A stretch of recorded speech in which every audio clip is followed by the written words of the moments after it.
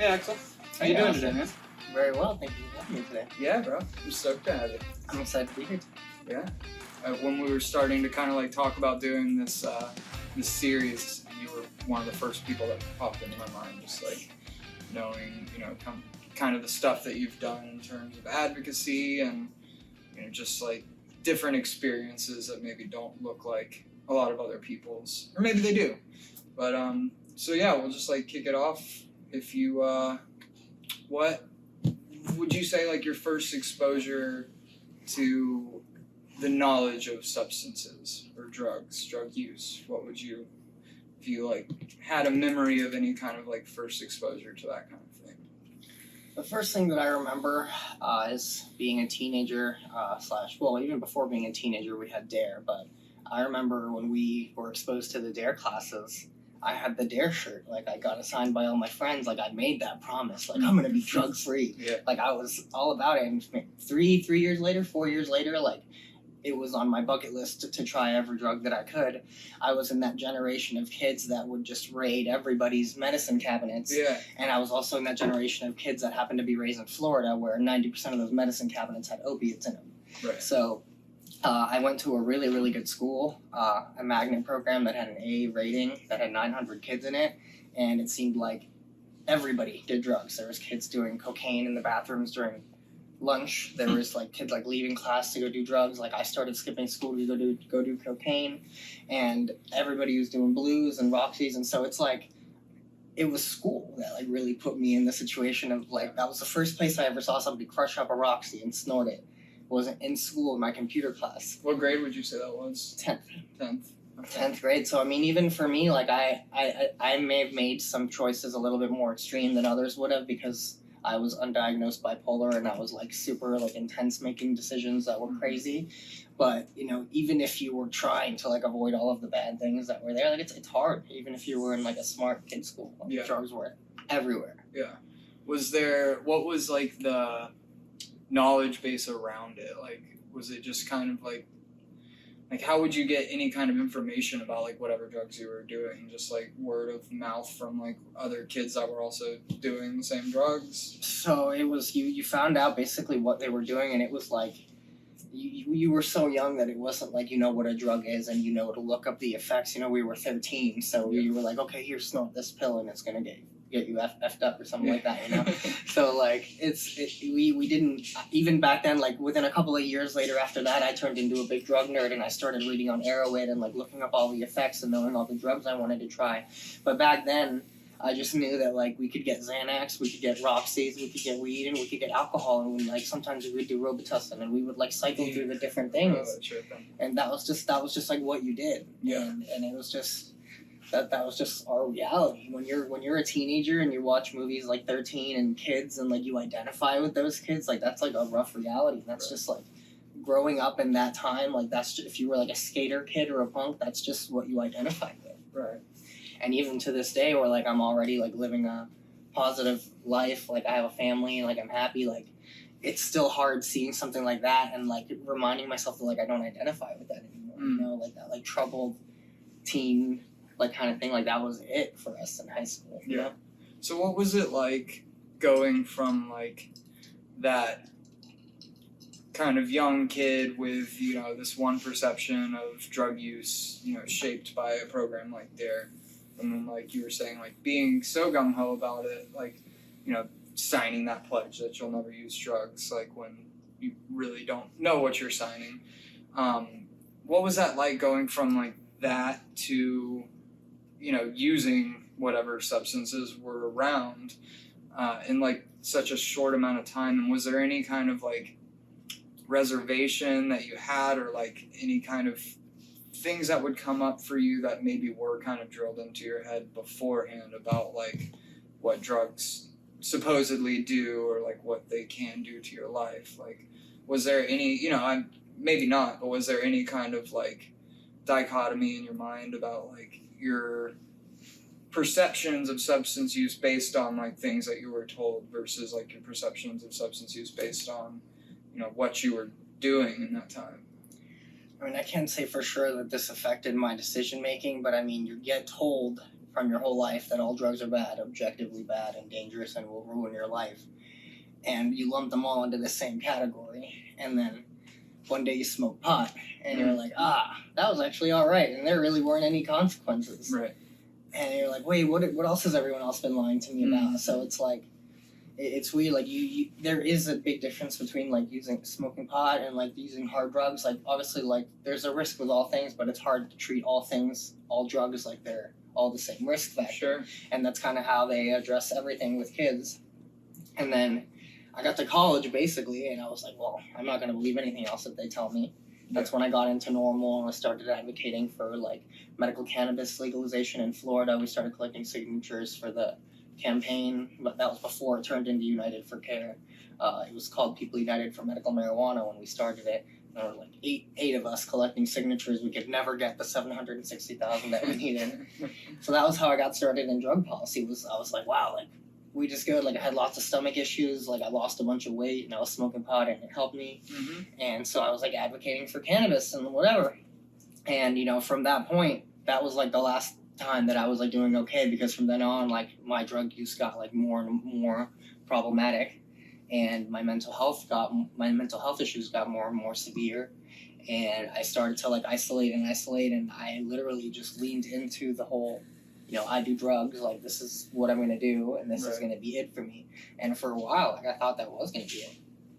Okay, so you're working with NORML, you're doing like some form of like advocacy and drug policy. Where does that turn into? Like, you're using the blues in high school and stuff, and then did that stop and like you just were using cannabis, or did that kind of just continue and then progress? So while I was before I turned into like an open addict where I was doing that kind of advocacy, I was doing NORML and I was doing some SSDP stuff, and I was more secretive about my addiction to opiates. Like I would do blues here and there, and then eventually I started doing heroin here and there, but I wasn't really talking about it. Right. I wasn't really talking about it until really around 2013 when I started giving out naloxone. And that's kind of when I was like, oh, well, now I have naloxone. I see like there's a value to being open about the fact that, hey, like I'm a person who uses drugs and nobody has to die of a drug overdose. So I give out naloxone in my community. That was in 2013. I was at Drug Policy Alliance conference in LA. Lee Hurdle, who is an activist for needle exchange and naloxone in Minnesota, he was on stage saying, I'm an IV drug user and I give naloxone to my community because no one deserves to die of a drug overdose. And this was 2013. There was no naloxone in Florida. Right. And I was in Denver at this conference. I just went up to him. I was like, hey, how do I do that? I was like this little, like, secretly, I'm an opiate user. I'm like, how do I get that naloxone? And I was like, also, I wanted to start giving it out. And he's like, just do it. And then him and Dan Biggs started sending me naloxone, and just more and more and more and more at a time. And that's how I started doing that. Oh, yeah. I mean, this might be an obvious answer to this question, but if you had to, like, pinpoint a reason as to, like, so you're doing advocacy work and starting to get interested in like naloxone distribution and stuff, if you had to pinpoint a reason why you weren't open about like your other substance use, like with heroin or opiates, more stigmatized substances, like what would you say that is? Before, I hadn't realized that I was a product of my environment. I was a product of like the pill mills of South Florida. I felt like I made these choices that made me sick, and it's my fault, and I need to hide this from people because even though I enjoy it, it's like my secret pleasure, and I know that it's bad because everything that, like, everybody that's ever told me is bad, and then it turned out to actually be really bad. Right. But by then I had been so secretive and stigmatized about it that I was like years and years down the line. It took me years to get treatment for my addiction, for my mental health, and it was because I was made to feel like I just made choices that were ones that brought me to my decision. And really, like, now looking back on it, 3 years almost in September in recovery, I can look back and say, like, yeah, I made the decision to use drugs, but like, what could I have done? Like with drugs everywhere. Like, I know some kids don't do drugs, but like, especially having mental health issues, like how do you expect someone to go through high school and like not do drugs, like being someone who identifies with the things that we identified with as teens? Right. I feel like it's a miracle that like we're sitting here today. So I agree with that. that's so what was it like knowing, being in that situation and like hiding your own substance use, at least with like those more stigmatized substances, and then seeing somebody, because I imagine, especially like 2013, seeing somebody like go up in front of a crowd of people and like openly admit to their own substance use, like I'm an IV heroin user, and this is what I do, and this is also what I do to like help my community. What was it like seeing that, and did it like make you start to question like the way that you went about like being open or not so open about your own substance use? I mean, yeah, at that point in 2013, things had gotten kind of bad enough for me that it was kind of obvious that I was using drugs. Like, I didn't really have anyone else to hide it from. I had dropped out of school, like, I was working, but my parents knew that I was a mess. Right. At that point, I was like, well, the least, like, that I can do, like, I found this one thing that I can do to maybe make a positive difference out of the fact that, like, my life is a mess, but, like, maybe I can do this one good thing and bring this one good thing out of it, and that was, like, distributing naloxone. So, like, that was going to be, like, my one, like, and I think that maybe that was kind of what kept me going through those, like, years and years of, like, being in addiction, like, the one little focus on trying to help other people. Mm-hmm. Maybe the reason I didn't die, because I was always trying to get more supplies, more syringes, more naloxone out to everybody, and it kept me going. Gave you some sense of purpose and something to focus on, for sure, aside from like just copying and using. And then like the people that helped me, like it's cool to see like the people that help me now, like Jamie Favaro, like she was one of the people who used to send me stuff. Yeah. And like now I sent some supplies to like some of the girls in Jacksonville and in Ohio, and I texted Jamie and I was like, Jamie, I thought of you because I sent some stuff. So it's like, I never thought this would happen. I thought like I'm gonna be an addict and I'm gonna do my best to like help people while being an addict. Right. And now like it's cool to be on the other side of it and be able to really reflect on like how I got there and kind of remove some of that stigma and that shame, because like I said, I'm a product of my environment, you know. Sure. Yeah, aren't we all? So when you say it like got bad, like by 2013, like you say it had already been like bad, what does that look like in terms of like the consequences that you were facing from your own substance use? I would say before 2013, I wasn't injecting. I wasn't using opiates daily. I wasn't getting scarred up. You know, I wasn't like retreating to my room. Like that's when the use got really problematic. Before then, it was probably just like using opiates maybe once or twice a week here and there, like partying with them when I was like out. And then in 2013, it got dark. Like I like left school. Like everything else just became about using. And I think it wasn't even my using that got really bad. I think it was my mental health. That's when like it got really bad, and I was just starting to be like a shut-in, and I stopped working. And for those next like 6 years, I was basically like in full-blown addiction until I stopped. Really isolated. Mm-hmm. Yeah. Would you say that your isolation? Because I mean, my story in that regard isn't too different, not too far off. And if I look back, like a lot of like my own substance use. You know, there was a lot of hiding. I was often like the people that I kind of like lived like two lives in a lot of ways. Like there were the people that like I used drugs with or bought drugs from, and then there were people that like I knew like I couldn't be open about this with in any regard. Like I didn't feel like I could just be like, hey, this is something that I like to do before it was maybe problematic, and I certainly didn't feel like I could be like, hey, like this is becoming problematic, like, you know, can I just like talk to you about this? Like at least in that situation, like I was only going to talk to other people who were using drugs about my own drug use.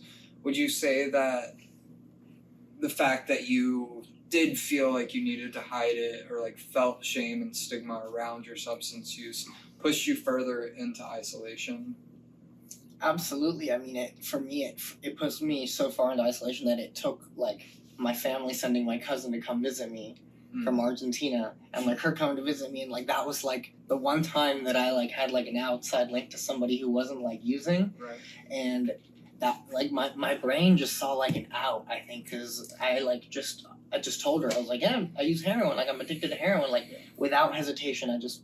I told her, I showed her everything. And she was the one that ended up telling my mom, like worried about me. And then my mom called me and was like, do you want to get clean? And that's when I said yes, and I went to treatment. Interesting. So it was like my cry for help. Yeah. Like it was, I mean, I was literally just hanging out with the people that I used with, just like you said. And but for a couple of years, I was kind of still working and still leading a double life and still doing like advocacy stuff. And then in between all of that, in probably like 2017, I quit all my jobs. Like I stopped doing stuff with SSDP. I went to one more conference. Like I was still giving out syringes and giving out Narcan, but like apart because I was like entrapped in the drug world. Right. Between 2017 and 2016 and 2018, the 2 years before I got clean, I was just like running around like to the trap houses, like buying drugs, distributing naloxone and needles, and like not talking to anyone that wasn't involved in drugs. And that one time that my cousin came to visit me, I like linked onto her and like cried for help, and it worked. So I think there's a good bit to unpack there. What year was it that your cousin came to visit? 2018. 2018. Okay, so that's how it lines up. Who were you distributing naloxone and syringes to? So in St. Pete, we had, I had like 3 or 4 or 5 dealers. So I was all my whole thing was like trying to find new dealers and trying to get better stuff, obviously. Keep as many options open. And I would go to these like trap hotels and I would just try to like get new stuff. And then I would go to these places and eventually, like at first, like I would just give it to them, and sometimes they would give me free stuff. Mm-hmm. Sometimes they would just be happy to take it because they want to keep their clients alive. Right. But like I developed like a relationship with them, and if you're over there with someone and you bring a bunch of naloxone and you tell them what it is, like sometimes people think like drug dealers don't care about their customers. They're putting fentanyl in their drugs and they want them to die. Like drug dealers don't want their customers to die. No, I mean that makes no business sense. Exactly. So in general. That may happen on like a very, very high level with contamination, but like no drug dealer wants to give someone something for them to die. So like I started just telling them like, look, like give this out to your people for free. I'll give you more of it. I had like 4 or 5 dealers that I would just give them as much as I wanted to, and I would give the syringes. I would give sometimes to the dealers, but usually I would give those to the people that I knew. Because in Florida, they're probably going to sell the syringes. Exactly, they're going to sell them anyway. So I just gave them out for free because they would just sell them. But in Florida, it's hard, how hard it is to get to right now. So. For sure.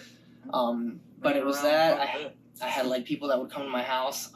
But by like the very, very end, before I went to go get clean in 2018, I had kind of like a makeshift like safe use station going on in my house where like I had a lot of people coming through and like using and like injecting, and like there was no naloxone, and like luckily nobody ever overdosed or died there because have the privilege of like I've seen a lot of people overdose. I've never seen anyone ever die because I've always had naloxone. Right on. So there's no reason that anybody should die. Like you can certainly overdose, but like I was just speaking with somebody yesterday about it. Like we were talking about like the safe injection sites, like inside in Vancouver and stuff, where like they've surely had overdoses. I don't know those statistics, but they've certainly had overdoses. Right, because the way naloxone works, like it just works. Like you get to them on time. It's an opiate overdose. It's gonna bring them out, and it's so senseless that there was even a period that like it was harder to come by, or not even that, but like public perception of it. I forget that like in Palm Beach County, like when Rebel Recovery started distributing Narcan, like that was a thing. Like people did not want to like see that happening.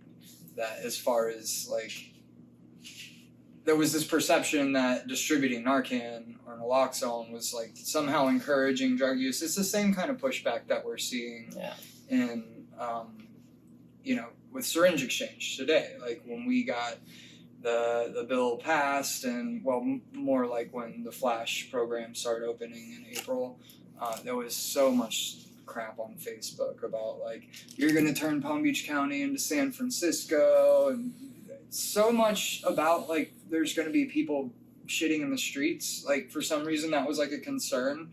I'm not sure what that's about, but again, like these are stigmas and perceptions that come into play. The overdose rate dropped in Canada 13% in 2019 as a result of that work that they did. Yeah. That's Canada. There was a statistic that Tori pulled up yesterday, and it was like I think the overdose rate in Vancouver. See if you may be able to find that. it was like the overdose rate in Vancouver dropped, I think, in the 60%. I don't want to put a solid number on it, but the really crazy thing, when they opened Insight, the safe injection facility, I think, if I remember right, 84% reduction in HIV transmission. If you look at the county overdose deaths by county in Florida between 2016 and 2017, every county went up, every single county except for Pinellas County, which is the county where I was distributing the naloxone. Every single county. You can see it in the statistic that Hansel posted. Yeah. You can see it. Yeah. You're talking about Hansel from Miami Idea Exchange. And, and I want to talk about that in a minute. But okay, so here's your numbers. It did drop approximately 50%. Also, HIV infections went down by about 30%. And it looks like monthly ambulance calls dropped 67%. Where? In Canada, in Vancouver. Vancouver. That's the numbers. Interesting. I'll have to figure out. I mean, that's a lot of ambulance fires. That's just... Yeah, and I mean, public health care, like that's a strain on public funds. Like, I mean, in the United States, like, you're paying out of pocket for a crap load of money for an ambulance ride. But I mean, you can look at so many different statistics. I'll have to figure out where Tori found that one yesterday, because that was a really interesting one. It might have been like within a month or something. But as far as like all these statistics looking at, it says 67% fewer ambulance calls in general for treating overdose. Okay, yeah, that's a big drop. That's more than half, obviously. I mean, you look at statistics as far as like just hepatitis C transmission alone. Like, there was a study, I'm pretty certain it was actually out of Vancouver, where it was the syringe exchange, like the implementation of a syringe service program, the amount of money that was, how would I word this? The amount of money that was spent to implement that program was less than the money that they saved for treating hepatitis C alone, not HIV, not endocarditis, or any other endocarditis issues. is crazy. One case of endocarditis will pay for like an entire syringe exchange. Right, exactly. And so like the amount of money that they save just for treating hepatitis C just by implementing a syringe exchange, syringe service program, it's astounding. And a lot of times when you're talking with people who do have those perceptions about people are going to be pooping in the street and blah, blah, blah, like, especially more like bureaucratic minded people, like that's really where like you can kind of start to get them to budge a little bit, is like, well, look, this is money that's being spent regardless, and like you can save this money and implement it in a way that's like evidence based and like it works. Like there's ample studies and statistics about it. But I mean, we're seeing that progress in Florida. Like we have the syringe exchange program in Palm Beach County now, and that's definitely a plus. But we can, certainly go further with it. Yeah, absolutely. So back to 2018, when your cousin came, did you know that she was coming specifically to like come up and check on you? Was that the situation, or like? It's funny. The first time you asked me that question about a minute ago, I was like, no, I don't think she was coming up to check on me. But now, like, I've thought about it for another minute, and I'm like, it's quite possible that she was coming up to check on me. But it was really weird. Like, it was almost like I told her, I just, like, laid it all out. And, like, I didn't consider what the consequences would be. I didn't even think about what could happen. Right. I just did it. And what happened to come from it is that I did it as like the slightest little cry for help, and it was like a little domino that knocked over another domino that knocked over another domino, and then like my mom called me and was like, "We'll come get you right now if you want." Right. And that's literally the day that I got clean. So I didn't know that she was coming to check on me. We had a good time. Maybe that's in my head. Maybe I was visibly like a wreck, and I probably was. Yeah. But we also had a good time, and I told her that I was on heroin. We talked a couple more times over the next couple months, and I kept like injuring my feet and like stupid little things like that. And she was like, "You're not doing good." So she told my mom. That's when I ended up getting better. But like now like seeing it, like that was the chain of events that led to like all of this. And like that's like I never would have worked at Rebel, I never would be sitting here right now, you know what I'm saying? I never would have gotten better. And like things were like very, very, very, very close to the end. Like things were not good. Like I was in my house, I was like letting people that I had just met stay in my house and like sell drugs in my house. And like people were in my house that I didn't know in and out of, and I just had no control over my life. Like I was just done. And so it was like I got plucked out of it. Yeah. Did you have like a sense of relief when you told her about it in some way? Like I think it was like my subconscious, because like I didn't know what I was doing. I told her, and I didn't realize what it was gonna cause. Yeah. And then it ended up causing me to like get asked, like I had never been asked before, like, do you want to stop using? Like my parents had been like, obviously like they hadn't been trying to intrude too much. They could have never gotten me to stop. Right. You know, they were like always just trying to support me and like make sure that I was like safe, and they did a great job. But like nobody ever, I never considered like, do you want to stop? That it was as easy as that, and that's all it took. Like my mom just called. My mom was no idea about addiction, just called me when it was like, do you want to stop? We'll come get you right now. And like that was like, oh, okay. And that's it. I never looked back. So what followed that? You went to treatment? So I went to my mom's house. I showed up at my mom's house. I was still high. My mom saw me. She's like, what do you mean he's addicted? He looks fine. I was high. And the next morning, my mom comes to wake me up and like audibly screams because I had the raccoon eyes. Yeah. I was just blue and sweaty. And she's like, that's when I knew. He was very sick. And so we looked for a detox, and they sent me to detox. I was in detox for 11 days. And then I went to JC's, the treatment center, which I loved. I'm a harm reductionist. You know, I didn't believe in treatment. I didn't believe in AA and the 12 steps. And I just didn't believe in it. And then I went to treatment at the time that I was ready to stop, and it was kind of a weird thing for me. I'm a harm reductionist. I didn't really believe in abstinence, but everybody's telling me like, oh, you want to get better from heroin, you have to quit everything. And so for a year, basically, I told everybody that's what I was going to do. I graduated through like the super, super intense year-long program, which was like meetings every single day. Went through the 30-day treatment and then the year-long sober living. That was meetings every single day. I was like volunteering, playing music at the meetings every Monday and every Wednesday. I basically like in the back of my head, I was like, I'm gonna do this my way, but I'm gonna do every single thing in recovery that I can to make sure that something sticks. So I did the Celebrate Recovery steps. I did like a step group that met every Monday night, and then so I just for like the first like year and a half, like I did recovery so hard, but also like I would go out and drink here and there like once or twice, and I would also smoke pot like once or twice.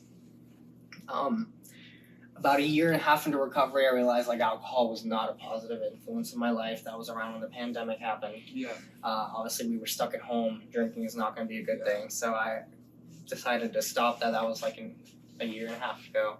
But that was when I decided to tell everybody in AA, like all these people, like, look, like, this is what I'm going to do. Like, I'm going to keep smoking pot. It helps me.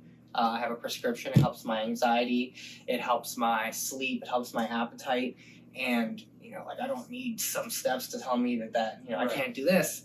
This all helped me very, very much, but like I got it from here.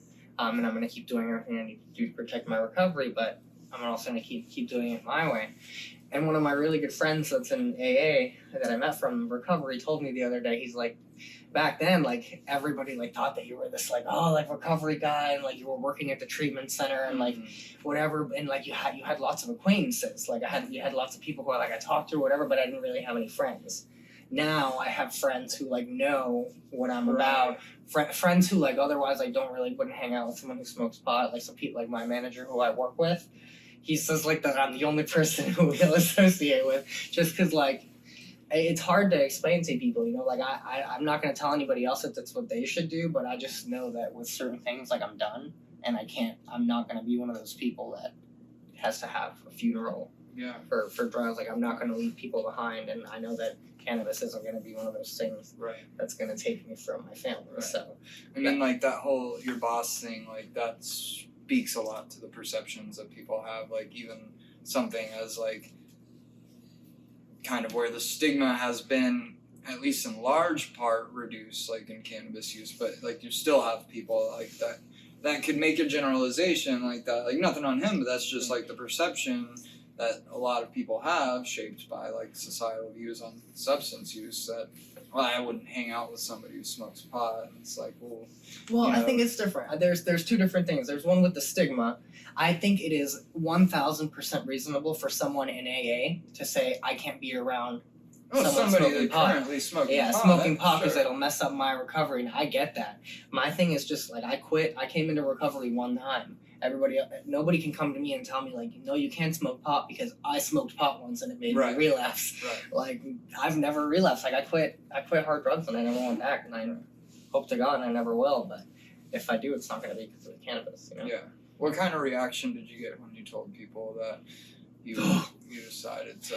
So I had a guy who was my roommate make this like whole Facebook Live video about me, but it was actually really Really? funny. You know me, I'm shameless. Yeah. But this guy made like a Facebook Live about me. He called me like, he's like, oh, you play in the band, but you're like Rick McJagger and everybody loves you, but you smoke pot in my house. And he's like, but he also like talked about how he smokes crack all the time. So it's like everybody has these like arbitrary weird things. It's like That's people in confusing. AA think you got to be all in or you're all out. Yeah. And it's like, for now I'm all in. Next week I may be all out, but for now I'm Right. all in. And it's like, I'm going to judge you because of what you're doing right now. But meanwhile, I'm here, and for 3 years I've been stable. I've been achieving my goals. I've been adding new goals. I barely have any time to do anything because I'm doing stuff with my family and working out. Like no one's going to tell me that I'm not doing my recovery right Yeah. now. Like life feels good. For sure. That's all I've ever wanted. You know what I'm saying? There's definitely like a all or nothing, this or that kind of Mhm. like conceptualization of what recovery is, especially in certain circles. Exactly. I mean, I wouldn't be the type to want to speak in AA or anything like that, but like Yeah. back then people used to want me to sponsor them, and for a little while it was uncomfortable because like I knew that I wasn't doing the Yeah. thing that the AA was supposed to do. So eventually that was when I was like, all right, I'm just gonna like stop this. Like I don't really pick up chips in AA or anything like that anymore. Like my recovery is about me now. Right. Yeah, I definitely identify with that. I was going to ask you about that because like that's been my experience, very similar. I found like 12 steps specifically like AA to be really beneficial and like useful, and I enjoyed like the fellowship in certain meetings, but like I also felt in some ways, because I've never been in abstinence-based recovery really, like I utilized MAT, utilized medical cannabis, that's just like been my path, and like you, like I haven't had like a recurrence of use of, you know, these substances that were detrimental and problematic for me. And, you know, I knew that if I were to like be open about like certain aspects of my recovery, like that likely wouldn't go over well. And I didn't like feeling, even though like in a lot of ways I could kind of reason with myself, like this is my recovery, it's none of their business. And like I could also always look to like actual literature in these programs to like essentially say like what the perceptions or what kind of people have turned it into isn't necessarily what it, you know, was intended or what it actually says, like especially like on subject of like medications and stuff.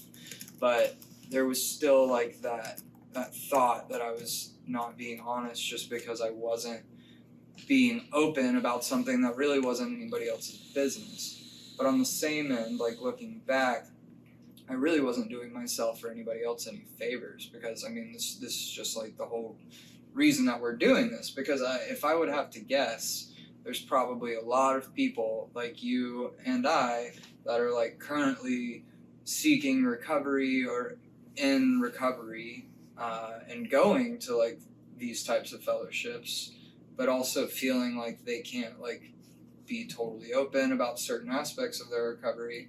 And I just like it kind of like, it's a weird thought to me to think about like how many people may have been like sitting in that room or this room and feeling the same way I was feeling or thinking like the same thoughts I was thinking, because like nobody wants to talk about like anything else other than abstinence-based recovery.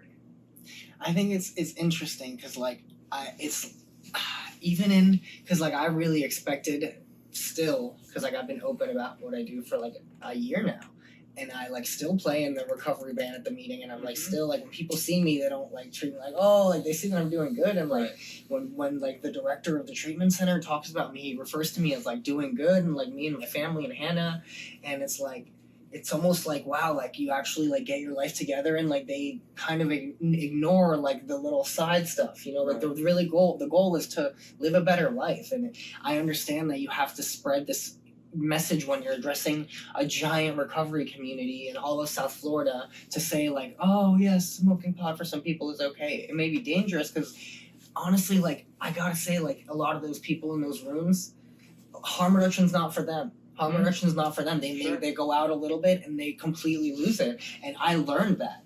But you know, being around, like I work with all people that are fully in abstinence-based recovery, and like, and I do my thing all day long, and like I've never been questioned because like everybody knows that I'm good at my job. I'm never late, you know. Like I don't know. It's just people learn to respect you, and like they stop looking at that as like something that they need to focus on. But it's hard when AA is this like monolith. Yeah. And it's like the foundation of it is based on this certain thing, and like to some degree it's important to certain people, but it's hard to like break away from that. But then like you get people like me who are very, very open and like blatant about what they do, and like I can't tell you how many people in AA have come up to me and been like, I smoke pot too, or like this and that. And it's like it's okay, like that's how it should be. We're here to get our lives better. We're not here to like, and I thought I didn't when I first got into recovery, like I got super involved because that's how I do everything, and I thought that I had to do everything, that I had to tell everybody that I was going to be fully sober because I had never been in this community. I lived in a halfway. I wasn't going to sacrifice my housing. To be honest with people, I didn't give it. That wasn't my problem. But like now, like I got my own apartment. I don't have anybody that I need to like impress or tell about how I'm doing. Like I'm happy. Like at this point, it's freeing to be able to like offer that guidance to people. Like right now, like if somebody tells me they need help with drugs, like my first jump to wouldn't be like, oh yeah, go get a sponsor and go to AA. Maybe I'll support. My first step is usually recommending a peer support specialist, something like that. See somebody that can actually like talk to the person and see how they're doing. But everybody's journey is different. You know, like there's so many resources that you have available to you in recovery that like to say like, oh, those aren't okay because like just try everything. Just try it all. Like I'm saying, if abstinence works for you, don't change it up. That's beautiful. Yeah. But don't. I just think that everybody needs to like use all the tools at our disposal. That with more regard to Matt. Like people are like, oh, why are you taking Matt? Like that's not important, and it's like medication assisted treatment. It's like that's like our biggest weapon in the fight against overdoses and addiction. So people, I get it. Like I come from like a faith based recovery community, so a lot of those people are like, oh, we don't need Suboxone and methadone. We have God, and like I love God. God saved my life. I don't take Suboxone and methadone, but I'm grateful to God that it exists for the people that need it because it's important.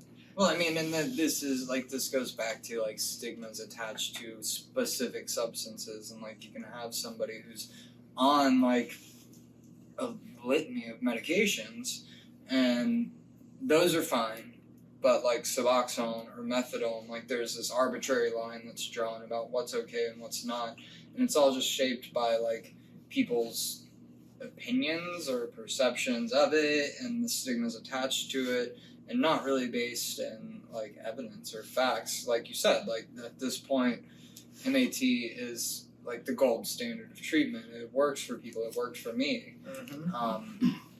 How would you say that you've seen like some of these hard-lined ways of thinking affect people in like abstinence-based treatment, or like maybe having the shame of a recurrence of use and not, because of that shame, like not doing so in a safe way, and then having like drastic consequences like death because directly related to shame? Like have you seen any of that?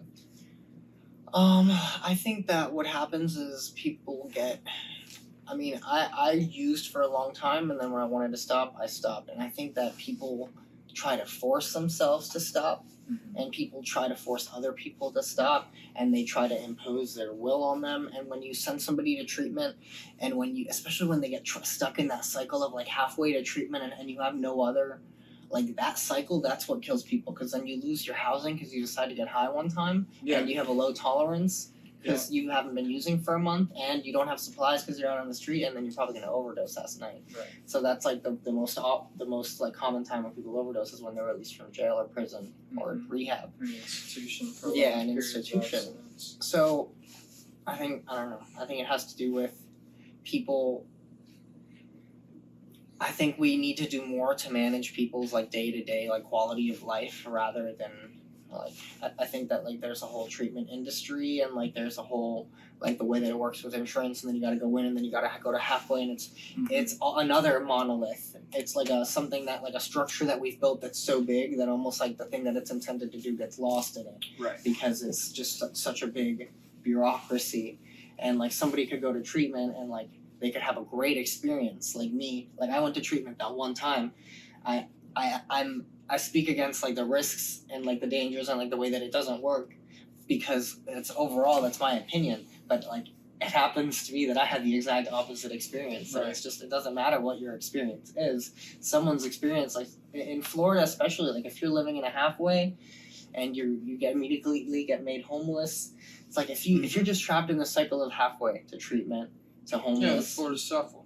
The Florida Shuffle. You know, there's not much to do.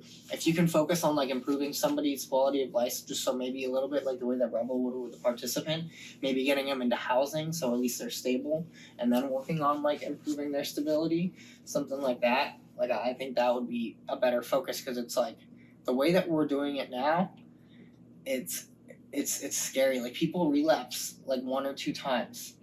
And they die like the second they're alone. One of my close friends, his best friend, his son's my birthday party that I was just at.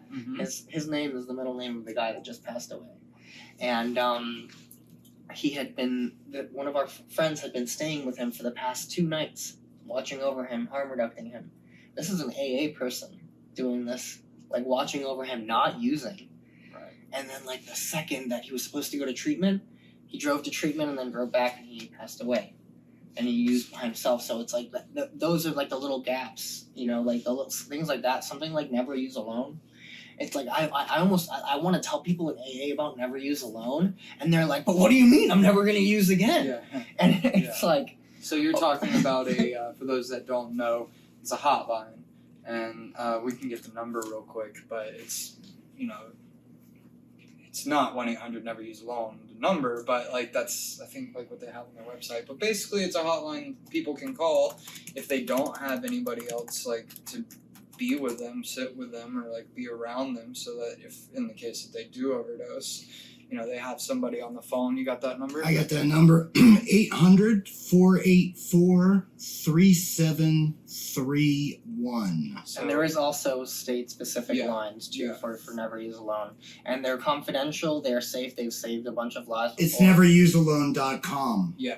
So just real quick, in case people weren't able to hear, 1-800-484 1-800-484-3731. So that's Never Use Alone hotline. And essentially somebody can call this hotline, and like you said, they do have a state number and they have the international number or the national number.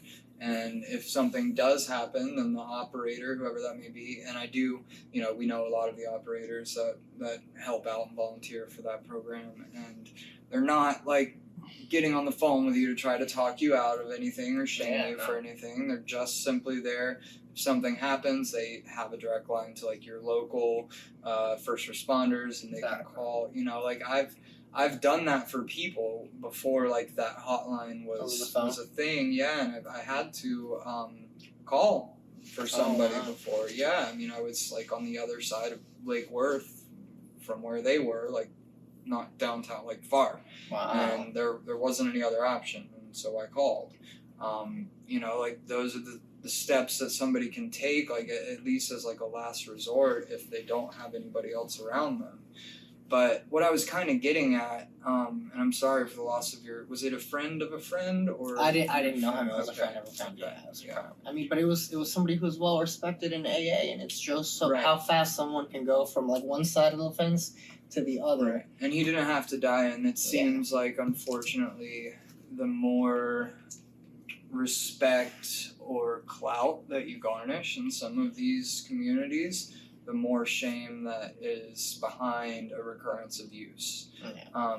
And I was that's really what I was kind of getting at with that last question. I mean, we know Dan Big, who was like super instrumental, like you brought him up earlier.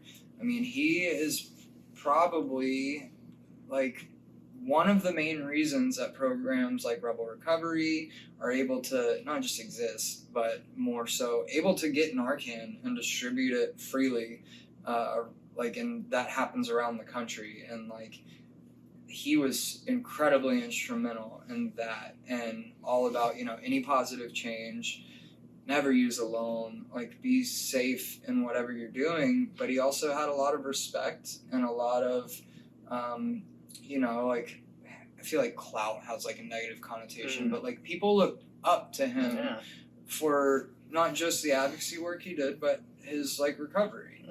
And he died of an overdose because he used alone. Himself. And why would anybody who preaches that, like, to everybody else, like, not take steps to not be alone and use safely? Well, it's just shame, and I've seen that in my own experience with other friends who have done a lot of advocacy and harm reduction work, and like, we can walk the walk or we can talk the talk, but when it comes to like, if there is a recurrence of use, like, it seems like for a lot of people, for a lot of us, like, all of those things go out the window. And that all really just comes back to like the shame of having recurrence of use, of like being this person who like was in abstinence-based recovery or like some form of recovery and wasn't using like heroin or opioids, and now they take a step and do. But like, all the things that we know, like the steps that we can take and should take to reduce any risk of dying because we want to change the way that we feel, like, those seem to go out the window, just because like, in order to take some of those steps, like, and he passed before never use alone was a thing, like, you really have to tell somebody, like, hey, like, it's got to be a conversation, like, I'm using or I want to use, and can you be with me? Like, I know if I ever had a recurrence of use, like, I have a solid 3 people at least that I could go to like today and be like, hey man, like, I'm gonna use, like, I'm gonna shoot dope or whatever, like, and there's not like a way around, like, you're not gonna get me off that right now, we can talk later, but like, this is what's gonna happen. And I know that they would sit with me and like, just make sure I don't die, because like, we can worry about all these other things, but like, none of that Just stuff don't matters if I die. And I know that like, those people, and hopefully more, know that I can be that person to them, and there should be no shame behind it. But knowing that and doing that is 2 very different things. Yeah. Hell yeah. But like, when the time comes, in my experience, like, I mean, it's really hard to like actually make that step for a lot of people. Like, I think we both probably have had friends that like have worked in harm reduction and like know all the stuff, and then they have a recurrence of use and they hide it, and they like do precisely the opposite of what we always like say like is the way to go about it safely. And it's just shame and perceptions of drug use, drug users.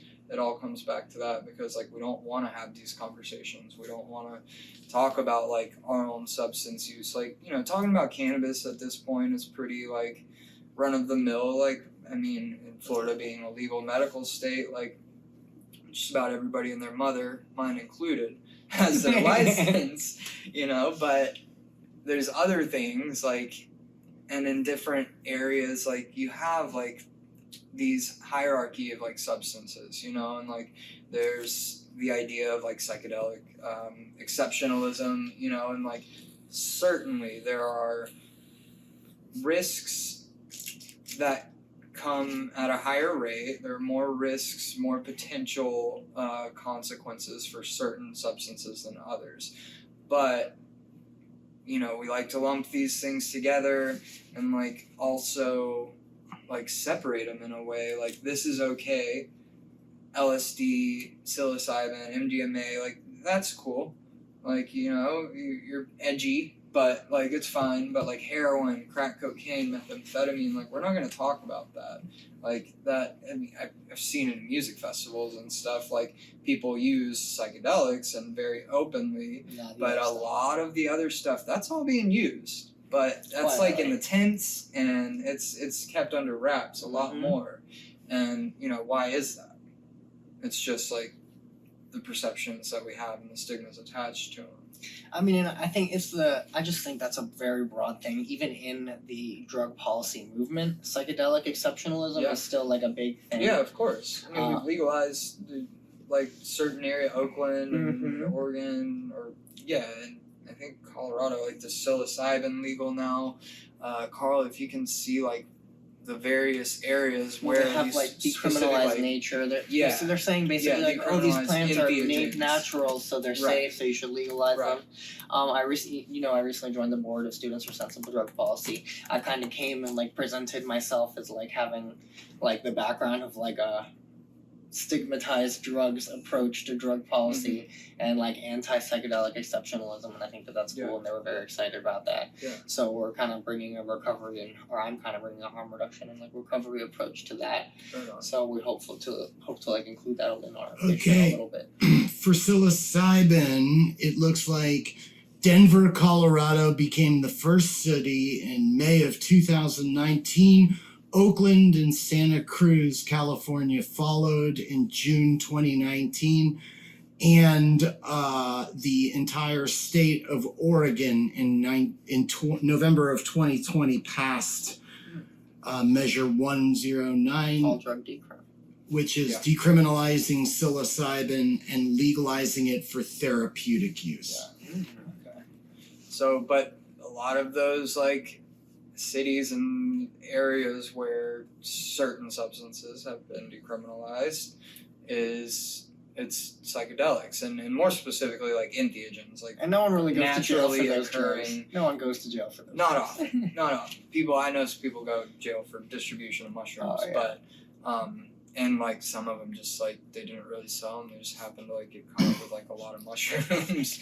But, you know, it is what it is. But it happens, you know, not as often as it has in the past, but people go to jail for certain substances. But point being, like, it's plant medicines, you know, like entheogens, like, these are looked at in one way, whereas, you know, other substances that maybe have to be synthesized or, like, go through a process are looked at in another way, which is, like, kind of looking at, like, opium's cool, but heroin is not, because heroin is a semi-synthetic opiate.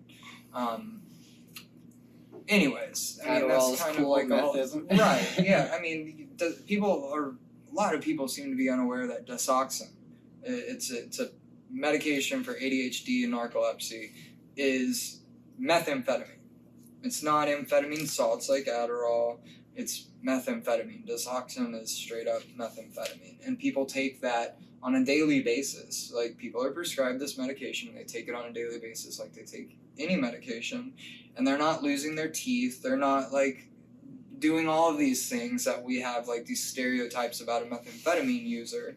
And, like, I really, it's been my experience, and it's my, like, it's a core belief of mine that a lot of the consequences and you know, the stereotypes of the consequences that we have of, like, specific substances are directly related to the prohibition or the illegality of those substances, and then the stigma that comes along with it, as opposed to the substance itself. Because if it was the substance itself, then anybody taking disoxin would, you know, meet the criteria in somebody's eyes as, like, what somebody pictures as a meth user.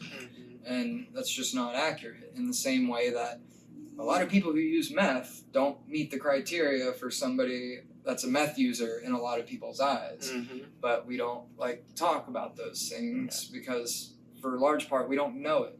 because people who are using meth that like you wouldn't expect that or like don't fit the bill. They for, don't like, really your self-report, perceived- no problem. Right, like they're not gonna like go and tell you about it because of the shame and stigma attached to it. And so like this is why these conversations are so necessary, is just the fact that like we need to make it to where people can like discuss these things and be open and honest about it, while also like not ignoring like the potential harms involved, but not making it out to be something that it really isn't. And then, you know, I've talked about it a lot. I feel like the way that, you know, we learn about drugs, the way that society teaches us about drugs really shapes the way that we go about drug use. I know it did for mine.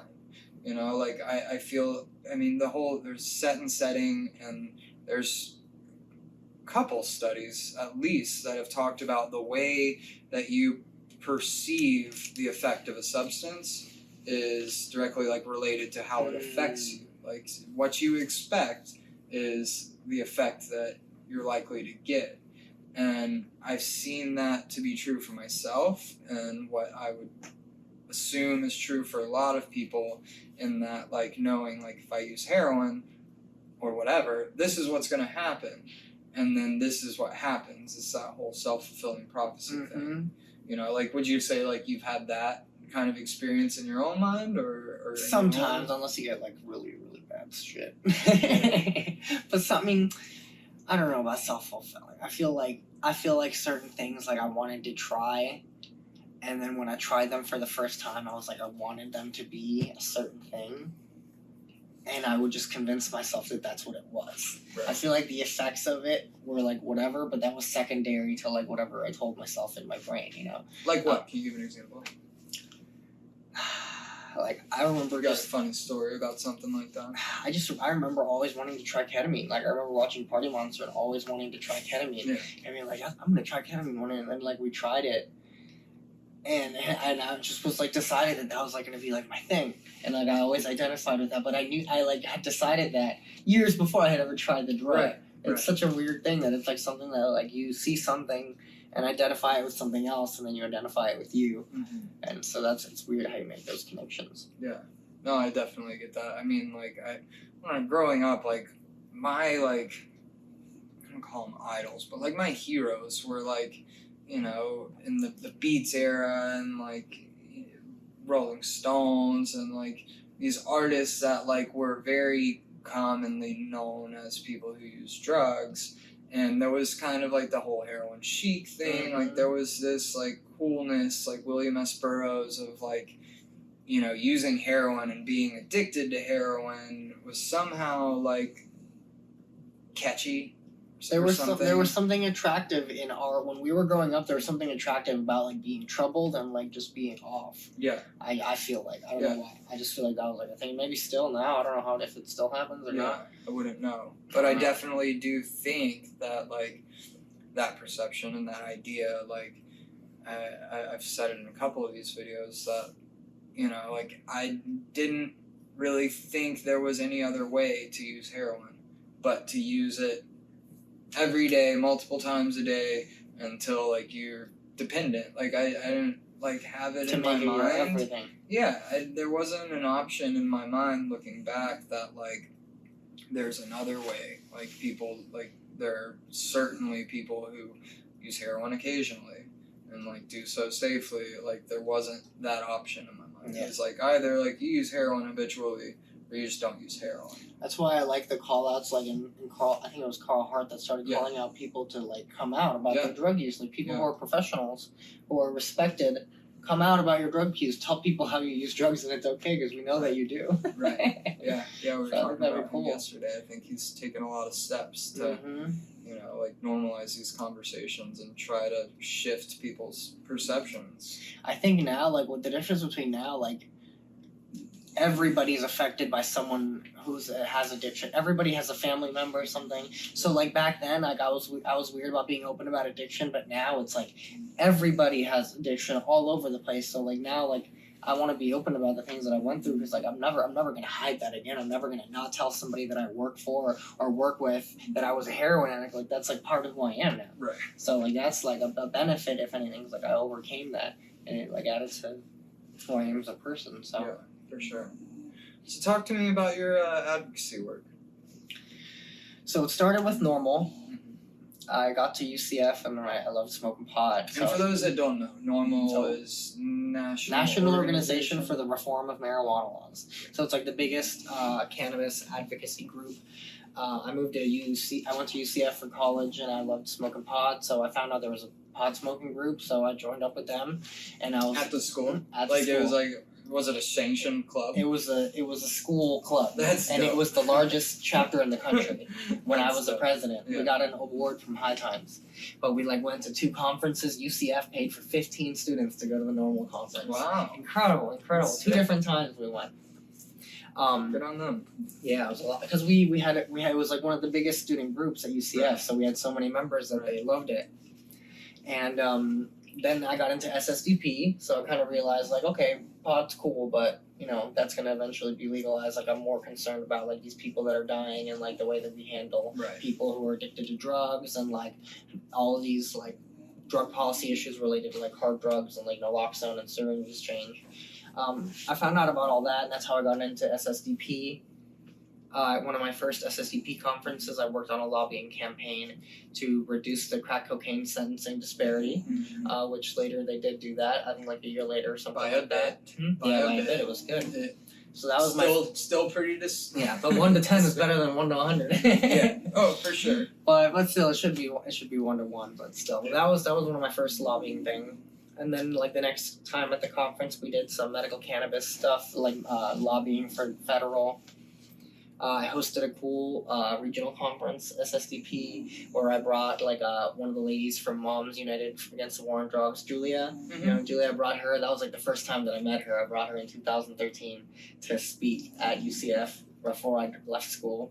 And then I brought this guy Miguel, who was from Vocal, New York, who was formerly incarcerated, and so I got learned about all these like different sides of the issues. Moms who had kids that they had lost to overdoses, like people who had been formerly incarcerated, and like advocacy for the formerly incarcerated, advocacy for the over incarceration.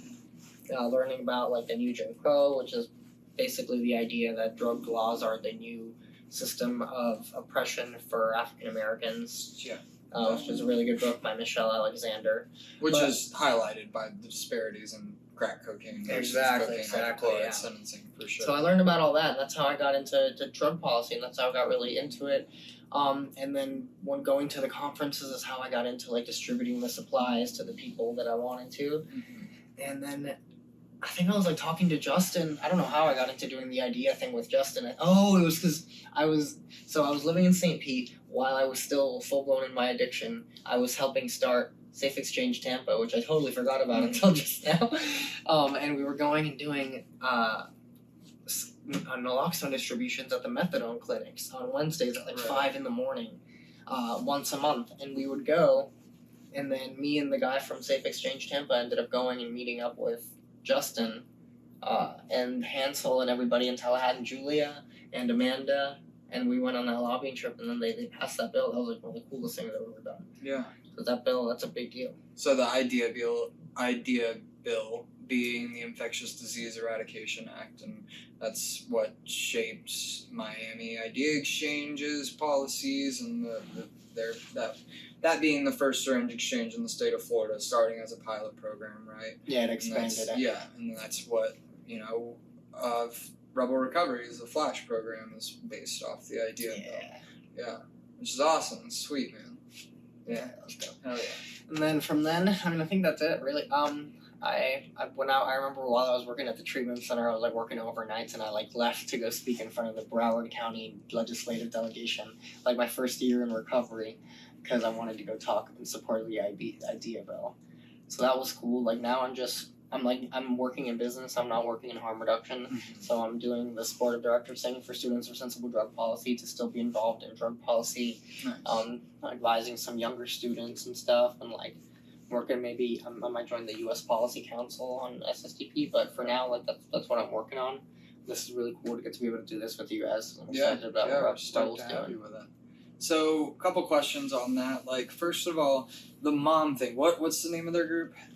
Moms United Against the War on Drugs. Okay, right.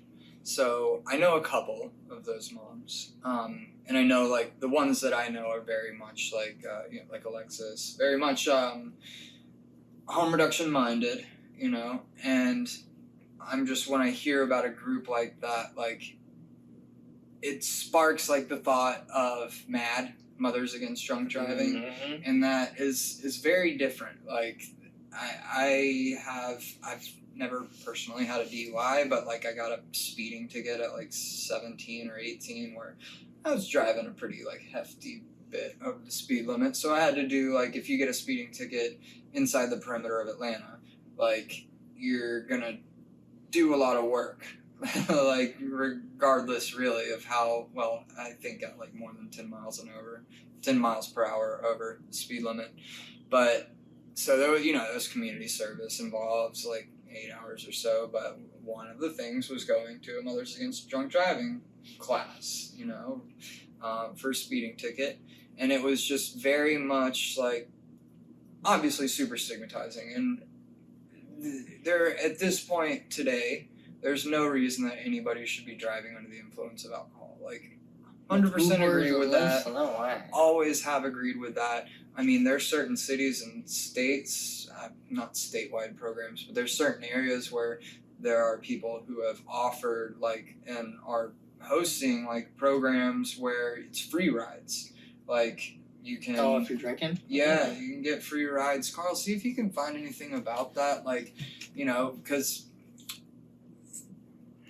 despite, our feelings about it, there are going to be people who, like, I don't want to pay $20 to get home, Hey, if those services on Uber exist, and use Lyft. them. You know what I'm Right, saying? yeah. Use all the tools at your disposal. Right, and that's those tools should be there because there are those people, and there's certainly going to be people who, like, think, I've only had, like, a couple, like, to spend this much on an Uber or Lyft, like, just for, I'm sure I can make it home. Mm-hmm. And, like, regardless, like, I've always been of the opinion that, like, you shouldn't drive under the influence of alcohol. Like, even at my worst, like, I really just didn't do that. Strangely, Yeah, I I never drove did that. under the influence of other substances. I'm not sure why that equated in my mind, but regardless. It varies by area, Austin. Some areas will have a free service, it looks Right, like, to okay. do that. There's a couple different apps that are available. And it looks like AAA has a program as well for That's drunk the one drivers. I was thinking of. Yeah, AAA is, I forgot about that one, but I think that's the one I was thinking of. But yeah, so there definitely are programs in certain areas, and there should be more. I mean, we were kind of talking yesterday with someone I shot one of these with, and water bars, but safe consumption sites, Yeah. I mean, that's literally what it is, but to go all the way with it, there do need to be options available for people to get home safely or wherever else they need to go.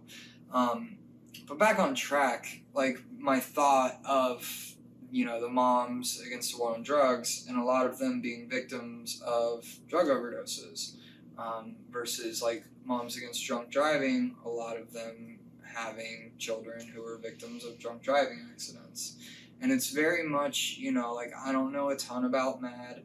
I don't know if there's moms in there whose children like were drunk drivers and got hit. I would assume, or hit somebody. I would assume that there probably is. But the vibe that I got in that little class was very much.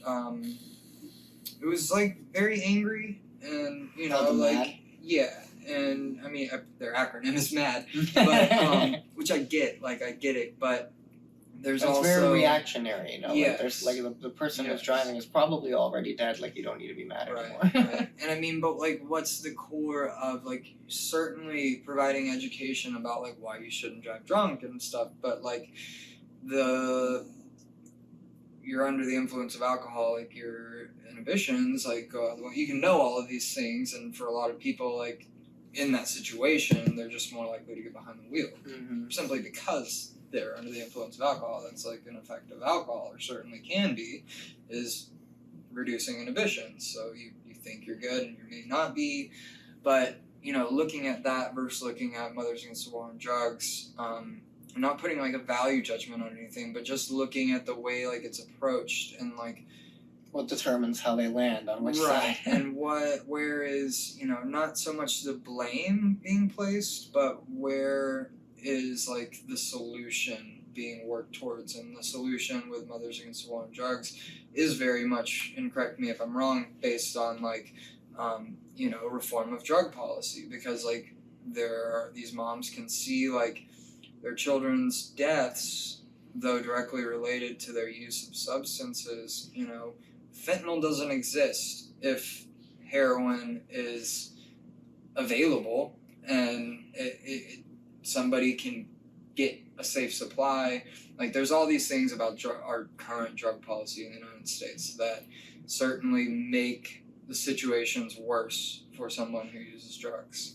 And looking at that compared to like looking at, you know, Mothers Against Drunk Driving, where it's very much placed on the people and like these bad decisions, and not at all saying that it's a good decision, but like saying like, where does the solution really lie? Like, does it lie in telling people how bad it is, like that they did this thing or may eventually do this thing, driving drunk, or like what can we do to really like address this problem from within, like those ride services and like really reducing those things. Did you see any like type of anger or resentment in the moms? Like, what was that like? What was their kind of demeanor towards like drug users? I see a pattern there, definitely. I feel like the way that, let's say, a mom loses a son to an overdose or a drunk driving accident, for a certain, I feel like it relates to like the stages of grief. I feel like they're mad for a little while, where they're mad and they're like reactionary and they want to do whatever they can to like punish and like react. And then eventually some mothers lose another son, like you've seen, or like another person really close to them, and they go harsher and harsher, and they realize like this isn't working. Right. Like tough love's not working, like what do I do? And then they come to harm reduction, they come to like loving them, meeting them where they're at. And like that's what I'm seeing is more of a pattern, is like mothers going from like the reactionary to the supportive kind of like transition. You know, and I think that that's a good place to be. Like, well, I mean, obviously if you lose someone you're gonna be mad, but you want to try to like, you don't want to be reactionary. Okay. Yeah, I think that makes sense. I mean, it's hard not to be reactionary, but it's also like possibly more advantageous to like really look towards like things that can address the problem instead of like being reactionary. For sure. So if you had to like sum up in like some amount of words, a couple different things. Like, for one, you know, what would be kind of like your core beliefs surrounding drugs and drug users? Like, what, like, and versus like maybe like looking at that and how that's evolved and changed based on your own experiences from like the time that you were in DARE and signing that pledge that you didn't know what you were signing.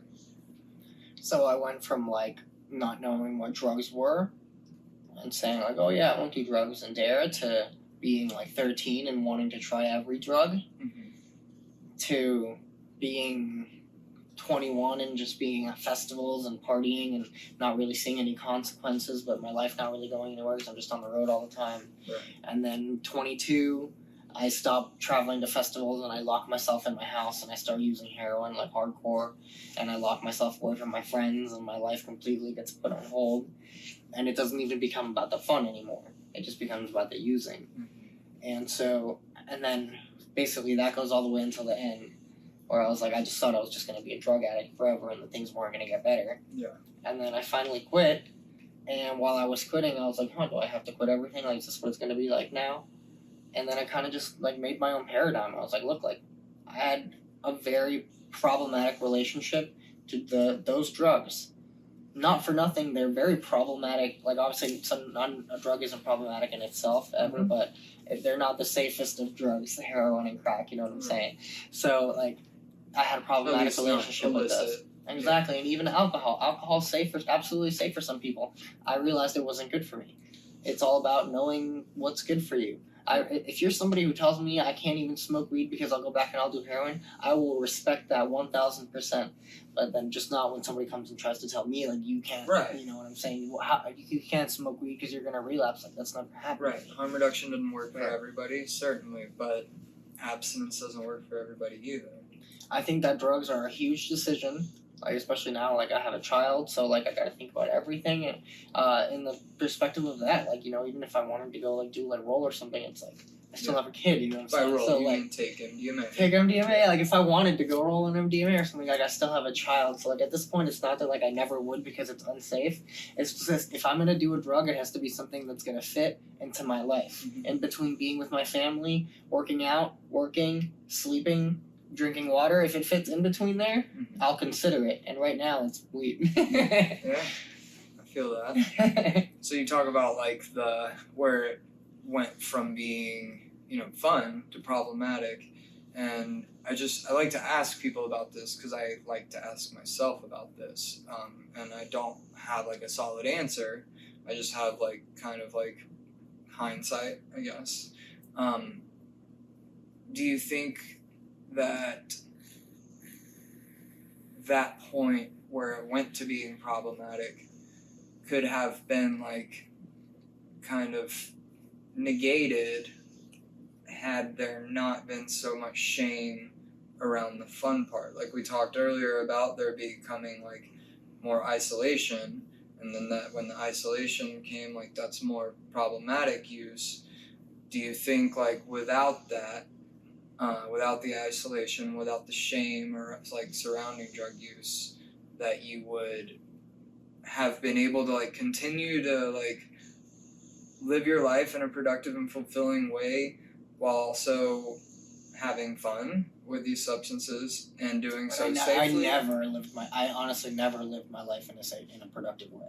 Yeah. I can say that I never did that. Like I tried, I lived a job and I had a job. Yeah. But like I never was able to put a little bit of money away. Like I never lived a productive life. I never kept a job for longer than a couple months. Right. Like I was, and that's just not just because of addiction. I was very, very, very, very bipolar. Yeah. So like now I'm prescribed lithium now. Yeah. And like for the first like 6 months of treatment, they prescribed me like 10 different medicines for anxiety, for sleep, for my stomach, for my nausea, like all this crap. And like now all I take is lithium and I smoke pot. So like that's what helps me.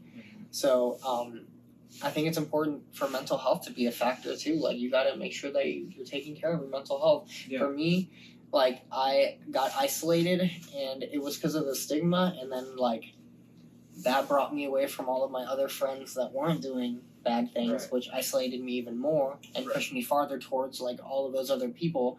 And then before I knew, like that's all I had. Yeah. Like that's all I had. Yeah. And that's I think that's when things got really scary. Right. Because I think that might have been why I like told, it might have been more intentional than I remember. It's been 3 years. Like things were scary. Like I had a lot of people. I had people in my house. I would like not sleep for 3 days and then fall asleep for 3 days and wake up and be like, "Who is in my house?" Yeah. And it was crazy. It was crazy.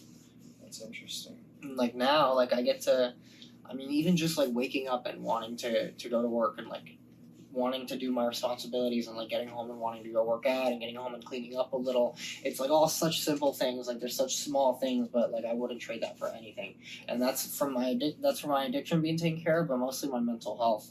Like mental health is almost like a core. Like I have friends who are struggling with addiction to like even just like weed and alcohol, but like they won't take their mental health meds, so they're all over the place, so they can't get better. Yeah. You feel like you like were self-medicating at a point before? 100%. Like, yeah, that's common for sure. Yeah, if I'm like up and up and up and up, I just wanted to go down all the time. You were talking about like when it kind of merged into like that you lost the friends that like weren't in the same situation, weren't also in chaotic use.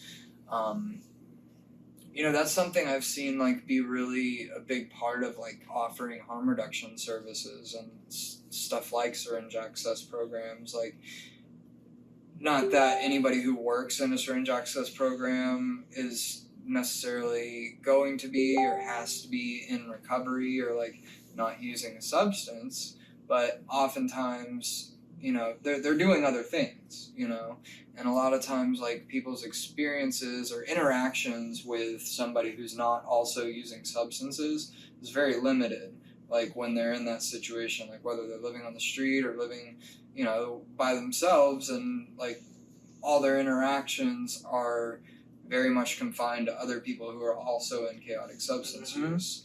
And just having like somebody willing to offer you services without like any kind of strings attached, like a link to the real yeah, world. and it's like developing some kind of relationship that's not punitive. It's not like asking something of you before like you get something in return.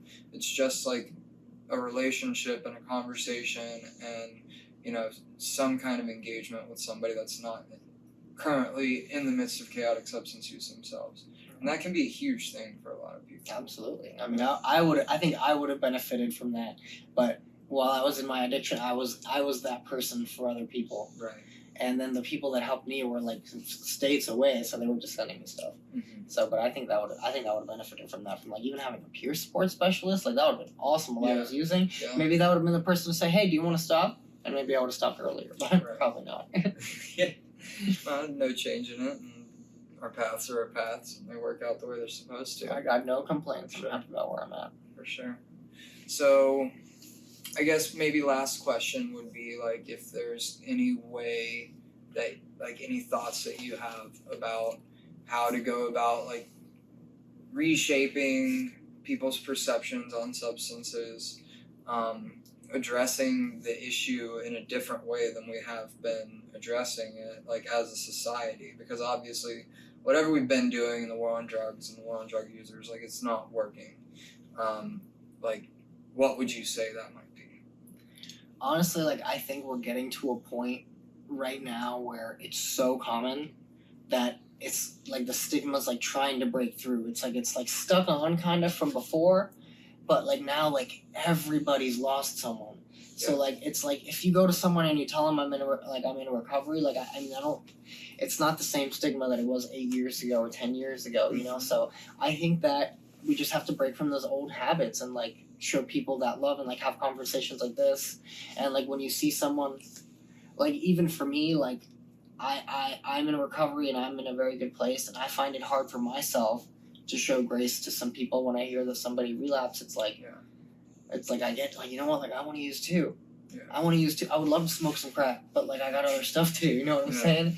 And it like part of me is like resentful, and part of me like doesn't understand because like now I get How it. could they go out? Yeah. But I feel like it's like the other side of this coin. When you're on one side, you can't see the other, and when you're on the other, you can't see the other. So it's just like we're in the clear. So we gotta at least like support those other people. I mean, the best way that we can, and like the best way that we can is like giving them access to all the resources and just supporting them and making sure that they got Matt. That was one thing I wanted to say about Matt. Right now, a relapse is death. If you haven't been using for any amount of time, there's fentanyl in everything. Relapse. Literally. That's what's keeping me from using heroin. Yeah. I used forever. I never even overdosed once. Yeah. I know for a fact if I use one time, I'm gonna die like 90%. Yeah. So like I'm just not. Unless you have Narcan and somebody around. That exactly. But you know what? I wouldn't even say that because I believe that I would probably hide it too. Yeah. And so like in my head, like I just like that's done. Like maybe that would be a good option. But like in the back of my head, like I tell my partner this sometimes, like I see like a skull and crossbones when I think of like using heroin. Sometimes when I have like a little fantasy like in my head, I see like a trap house or something, I'd be like, oh yeah, like, you know, I could pick up some crack, like just play that tape through. And it's like, well, but then I'd have to get some heroin, boop, skull and crossbones in your brain. It's like, damn, it's like I can't even like fantasize about it for like 30 seconds. I get that. I mean, there's not really a safe supply, and you know, like Carl Hart, like he doesn't just use like an illicit substance that he's gonna get from it. Like, if you can't get a safe supply, then you just don't use. But I wanted to add something about safe supply. That this may be controversial, and I asked the people, the guys that organized the Canada protest in this, where they gave out the safe supply of heroin. Yeah, they were doing a lot recently. It was just so it was supposed to be like a. In front of a police station at one point. But it was supposed to be like making a statement, right? Yeah. My question is like, is anyone really going to get well from that? If they're addicted to fentanyl, like what's the point of going out from heroin? And like in a real world scenario where we transition into a safe supply, how do we do that? How do we transition everyone from doing just the street fentanyl to doing this weak safe supply? Like the fentanyl would have to just run out, and everyone would have to be like deathly sick. Like that's something that I kind of throw around in my head. That's like I love the idea of safe supply. We need it, and like maybe it could be. I'm sure somebody that has more education on this can answer better than I could. But that's one of the like things that I ask myself how that would work, because I wonder like if you could even get well from that. Right. Yeah, that is a tough question, actually. I mean, like, I know a lot of people who, if they had the choice, would choose heroin over fentanyl. That's my choice for sure. Because we have no tolerance. Well, right, but like not just that, but the effects and Oh, fentanyl yeah, of course, tends to yeah, be just purely sedative. But if you're addicted to fentanyl, Yeah, then heroin's not necessarily need gonna that cut fentanyl. it. Yeah. And that's interesting, and like it's kind of a problem that we've driven ourselves into Mhm. because fentanyl has come into the picture, and that is something like that's a question I haven't really thought of. I do think safe supply is an answer, and it's a way to drastically reduce drug deaths. Absolutely. But I mean that is a huge step in like policy reform that I don't know if and when that might happen. But that is an interesting, thought, and I don't know the best way to go about that. I mean, I don't either. Sure. It was just a thought that I had, and I was like, shit, but that we'll cross that bridge when we come to it. You know what I'm saying? Yeah, For and now? hopefully we do. Exactly. Hopefully we do. We're trying. SSDP is working on a lot of decriminalize all campaigns. We're basically starting like templates for decriminalize all ballot campaigns in like different states and stuff for people to do. Right. So that's something pretty cool. That's awesome, man. Yeah. Oh yeah. All right, dude. Anything else? Any other thoughts you have? No, man, this has been awesome. Thank you for having me. Absolutely. I Thank you appreciate for coming by. Where your hands are cold. I know. Sweet.